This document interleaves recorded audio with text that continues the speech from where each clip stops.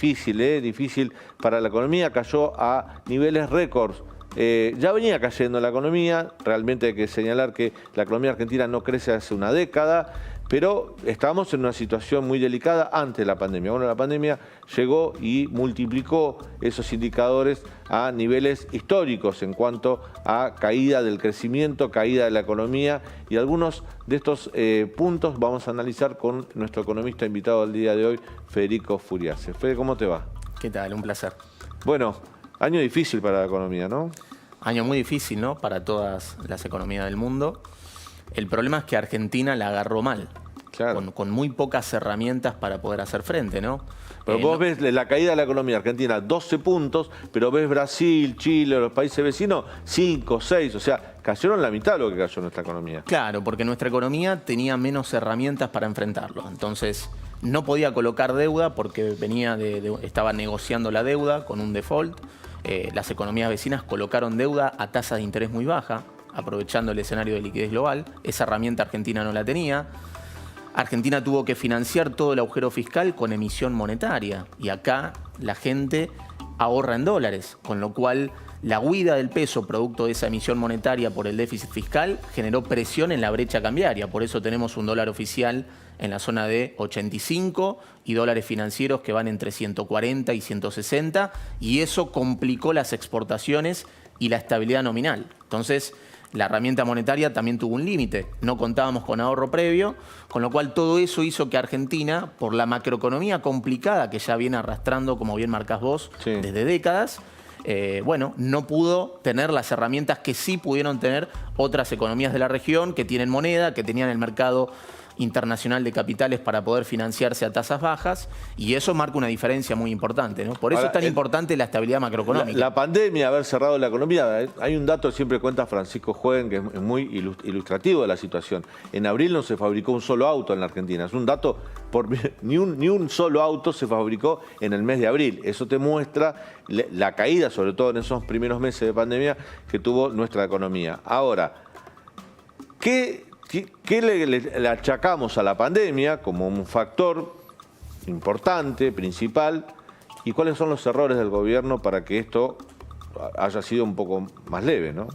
Bueno, claramente, desde el lado del gobierno era una situación complicada, ¿no? Porque ya era una macroeconomía que venía en modo inestable, no había mercado de deuda para financiarse, empezaba a haber una inercia inflacionaria complicada, y este shock te complica porque te genera déficit fiscal. La economía se cae, la recaudación se cae, hay que asistir financieramente, hay que aumentar el gasto público en una situación como esta, pero Argentina solo tenía la herramienta de la emisión monetaria.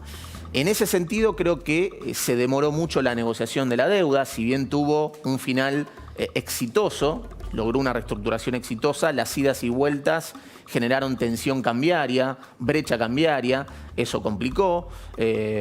Fíjate que ahora los bonos, el riesgo país de Argentina es de 1.300 puntos básicos después de reestructurar la deuda, claro, con lo cual ahí hay una incertidumbre que sigue poniendo palos en la rueda al financiamiento. Sin tener vencimientos grandes de modo inmediato. O sea, la reestructuración, ¿por qué la desconfianza en los bonos argentinos cuando no tenés vencimientos prontos que sean impagables, por lo menos en el próximo año? Bueno, ese es un termómetro de lo que tiene que ver con ese debilitamiento que tiene Argentina, ¿no? Mundo de tasa cero. Brasil rinde 3,2%, Argentina rinde 16%, después de haber reestructurado la deuda, claro, y eso tiene que ver con la incertidumbre que tiene el mercado en torno a si la política en un año electoral va a poder encarrilar e ir ajustando justamente el déficit fiscal y la emisión monetaria de cara a un año electoral donde van a haber demandas sociales muy importantes. Fíjate, Cristina marcó la cancha. Y hay, digamos, en un año electoral el gobierno va a usar el dólar oficial y las tarifas como semiancla para tratar de hacer de que el salario le gane a la inflación en el año electoral. Esa es la ecuación macroeconómica por la que va a ir el gobierno en el año electoral. Ahora, ¿cuál es el problema? No hay mucha nafta en las reservas del Banco Central para financiar ese proceso. No tenés el mercado internacional de capitales para colocar deuda y financiar ese proceso. Tenés una restricción de dólares. Entonces, para hacer eso, para poder hacer esa ecuación macroeconómica, el gobierno va a tener que hacer cierto ajuste fiscal en el marco de una negociación con el fondo y convencer al mercado de eso. Porque si el mercado no compra esa historia, va a ser complicado, porque si el mercado no compra esa historia, la brecha cambiaria, que hoy está a niveles de 70, 80%, y es el principal obstáculo para que el sojero liquide, claro, y para que el central pueda ir comprando dólares y se sostenga hacia adelante este veranito. Bueno, como el gobierno no va a devaluar, no va a hacer ese salto discreto que esperan muchos economistas que hacen todos los días la cuenta de las reservas netas líquidas, el gobierno por una cuestión política no va a devaluar. Pero el gobierno por una cuestión política, oficial, en un año electoral, no va a devaluar. No va a devaluar en el sentido, no va a mover el dólar en un día. El mercado devalúa solo de alguna manera. El oficial. Claro, con Cepo tiene ese Estamos hablando del oficial, pero el oficial se devalúa la devaluación a 3, ya está. 3,5, exactamente. Convengamos que ya vive entre nosotros, pero no va a tomar esa decisión, no va a ajustar. Hoy hablábamos recién con Sergio Supo, que Cristina marcó la cancha al presidente, por ejemplo, en el tema tarifas. Postergamos el aumento de las tarifas, es un año electoral. A lo mejor políticamente al gobierno electoralmente le conviene tener una disputa pública con el Fondo Monetario Internacional, no acordar para mostrar independencia, autoridad, etcétera. Pero todo eso le va a jugar al gobierno en contra de los mercados, que van a estar viendo un gobierno que no tiene disposición. O sea, esos 1.300 puntos que vos pusiste como ejemplo del riesgo país pueden seguir creciendo dándose esta situación. Totalmente. Y ahí está la principal restricción económica que tiene el gobierno en el año electoral, ¿no? Como no le queda nafta en las reservas del Banco Central y tenés un agujero fiscal y lo vas a tener que financiar en parte con pesos, con emisión monetaria, cuando el mercado, la gente quiere dólares, entonces todo eso termina alimentando la brecha, o hace el ajuste por las buenas, el gobierno, es decir, acomoda el déficit fiscal, hace una suba de tarifas, empieza a bajar el gasto COVID, que ya está sucediendo, y termina en un déficit fiscal ante intereses más cerca de 3,5 puntos del producto versus el 4,5 del presupuesto, en el marco de una negociación con el fondo.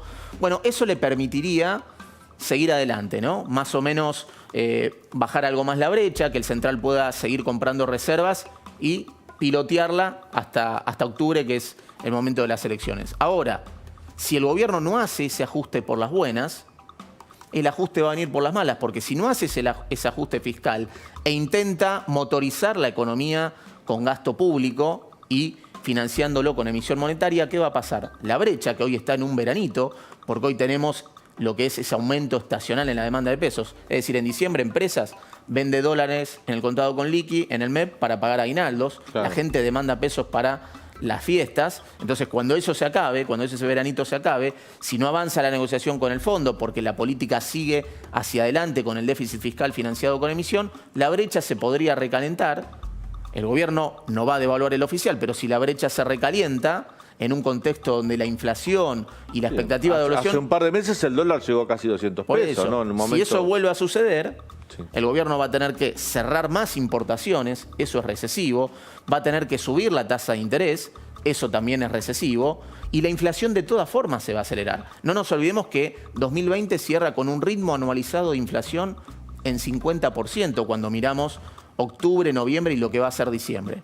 Sí, pero vos decías algo importante, ¿no? Respecto a las consecuencias que puede tener esta política económica. Uno mira el presupuesto 2021, que fue aprobado en el Congreso, y el Poder Ejecutivo estima una inflación para el año que viene del 29%. ¿Es real esa estimación? Digamos, porque en este contexto que vos señalás parece poco. Es muy difícil tener esa inflación. Ya arrancamos 2021 con un ritmo anualizado, o mejor dicho, finalizamos 2020 con un ritmo anualizado en el último trimestre de 50%. El gobierno justamente va a querer moderar o usar dólar oficial y tarifas como semianclas para tratar de anestesiar la inflación.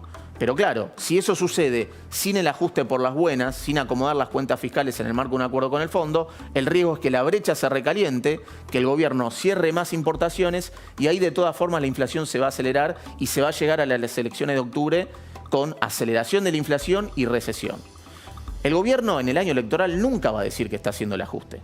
Bueno, por más que lo esté haciendo. Con la reforma del cálculo provisional ya es una gran parte de ajuste, digamos. Exactamente. Si la inflación 2021 es más alta que la de 2020, como probablemente sea, entonces el gasto previsional se va a ajustar automáticamente, porque el gasto previsional, donde está el 60% del gasto primario neto de COVID, ajusta por la movilidad a la nominalidad del año anterior, salarios y recaudación del año anterior. Con lo cual, si la inflación 2021 es más alta que la de 2020, como probablemente sea, Bueno, probablemente ahí va a tener una parte del gasto ajustado el gobierno, por más que esté haciendo una retórica en las antípodas el gobierno. Claro. Ahora, el gobierno tiene margen para ir a un déficit de 3, 3,5 si no se complica el COVID.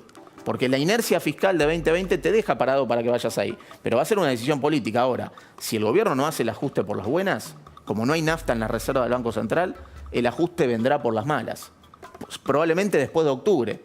Va a llegar con muy pocas reservas, con recesión, con brecha alta y ahí va a tener que devaluar. Sí, claro. No lo veo antes de octubre. Pero el gobierno tiene el margen como para acomodar las cosas, pero necesita pagar el costo de ajustar lo fiscal. Cuando uno mira lo que está sucediendo hoy y el ajuste tarifario parece que no está, el dólar oficial no lo van a mover de un salto discreto y la negociación con el fondo se puede enfriar, eso hace que estemos más lejos de ese escenario estable que marca el Excel de los economistas. La política no va a querer devaluar en el año electoral. Federico Furiase, gracias Fede por estar con nosotros hoy, último día del año, por estar presente con nosotros en PM. Un placer que y tengas un buen disposición. año. Igualmente. Felicidades. Bueno, nos vamos a Roma, ahí está Elisabetta Piqué, corresponsal del diario La Nación.